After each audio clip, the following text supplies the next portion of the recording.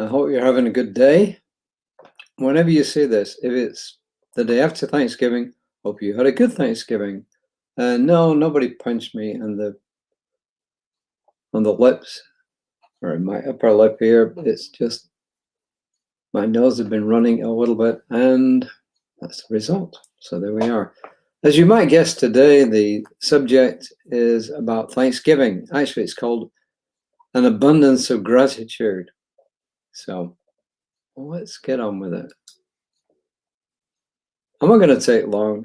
The first quote is from Doug Goodfeather, who is the founder of an organization. He's a Lakota Indian descendant, and he founded, I forgot, something nation. It's an organization that looks after people's injustices and also the environment. So it's an environmental organization, but it's also one that seeks justice for people as well. Doug Goodfeather. And he says, the simple act of practicing gratitude disrupts negative thoughts and changes our mindset to see the world in a positive way. So when we practice gratitude, it changes the way we look at the world. I'd agree with that. Ernest and Fenwick Holmes from The Voice Celestial.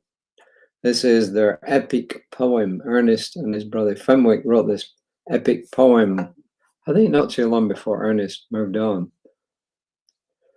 For all tomorrow's good may rest today upon your gratitude. For he who gives thanks before the wine is pressed from grapes still clinging to the vine, has shown a faith above, beyond the present hour, and his thanksgiving holds the future flower. So there you are.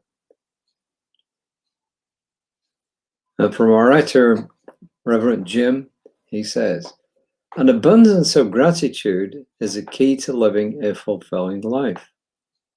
Nothing is more salutary than an authentic sense of gratefulness. As Ernest Holmes knew, gratitude is essential to spiritual realization, and it's one of the steps of affirmative prayer, spiritual mind treatment, if you prefer the expression. Gratitude is an active element in mind, creating a consciousness of perfect expectation unencumbered by regret.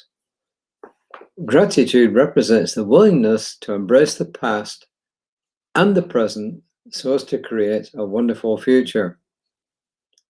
Gratitude and forgiveness go hand in hand as ways to align oneself with truth, with spirit, with the all. Forgiveness, I'm not too sure I like this way of putting it, but you get what he means. He says, forgiveness is giving up all hope of a better yesterday, accepting what has been learned from it, releasing grudges and grievances, recognizing negative setbacks as opportunities for growth, and being grateful for it all. That is living in a positive way. He goes on to say, on Thanksgiving, I assume he means the day, we formally give thanks for all we have. He says, I suggest that a daily gratitude practice gives thanks for that and for our spiritual nature, our ways of being, and the wonderful future that we intend to create.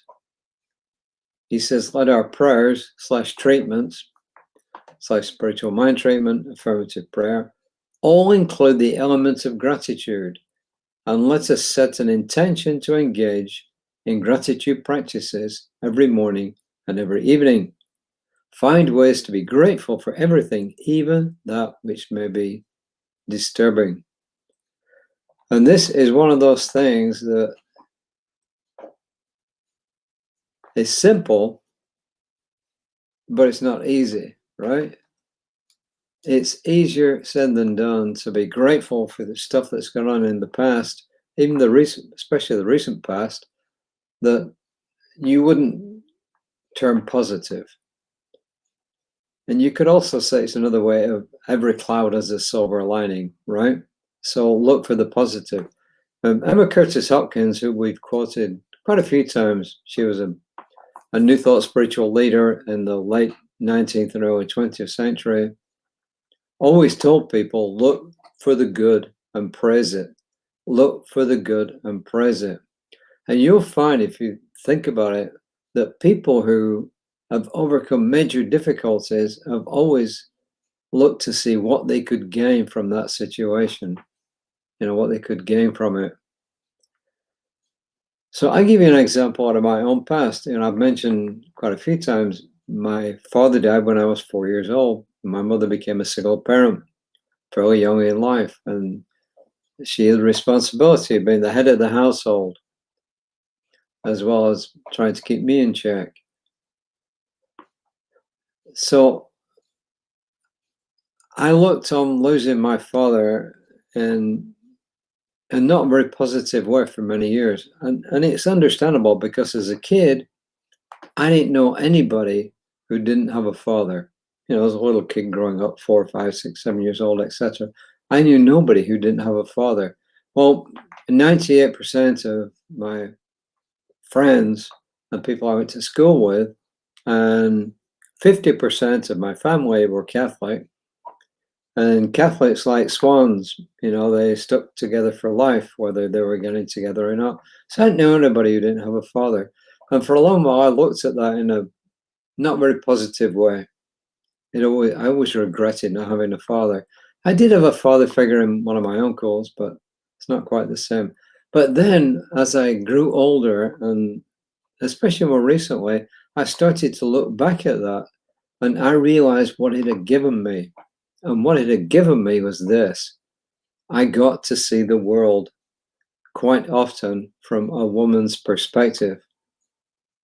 I got to see it from my mother's perspective. I saw how she was treated differently than males in our family, and outside of our family. So it gave me a new perspective of looking at the world. And I didn't realize this until I looked back, and I realized how it actually formed a lot of my impressions, a lot of my ideas. So what started off as a tragic event actually turned out to be beneficial in the long run, because it just gave me a new and different perspective on things. So that's an example. But as I said, it's okay to say express gratitude in all things, but it's not necessarily an easy thing to do. However, I always remember my mentor, Bob Proctor. He said, if you tell your subconscious mind something often enough, it will eventually believe it. And that's really what affirmations can be considered, that you tell your subconscious mind something often enough, and it does eventually become what it believes. And when it believes it, then it starts to produce the reality of that. So let me just see if I can pull up the... Yep, here we are. I changed his affirmation a little bit. It's essentially the same that he wrote. I just pared it down a bit. He says, I give thanks in this moment for all I am, have experienced, and have learned. I give thanks in this moment for all I am, I have experienced, and have learned. And he says, I'm grateful for the amazing future I create right now. I'm grateful for the amazing future I create right now. So pretty good affirmations. At least I think so. So what do you think? I really do appreciate people's comments.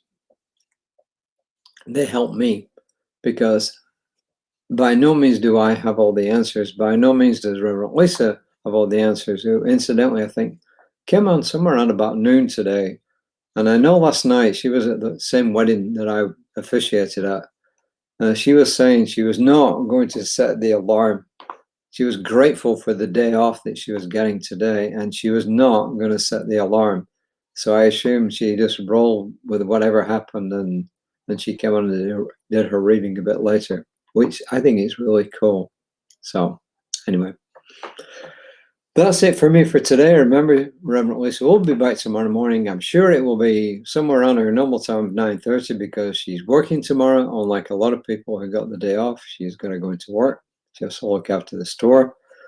So anyway, so until next time, take care of yourselves. Once again, have a wonderful Thanksgiving, or if you've gone, I hope that you had a wonderful Thanksgiving, and I hope that you can turn towards the future with a positive aspect and do your very best to be grateful for what's gone on in the past, even if it's been negative, quote unquote. And let's all continue to remember something to be grateful for every morning and every evening, even if it's just one thing. And even if it's something simple, just be grateful for the whole thing. So until next time, namaste.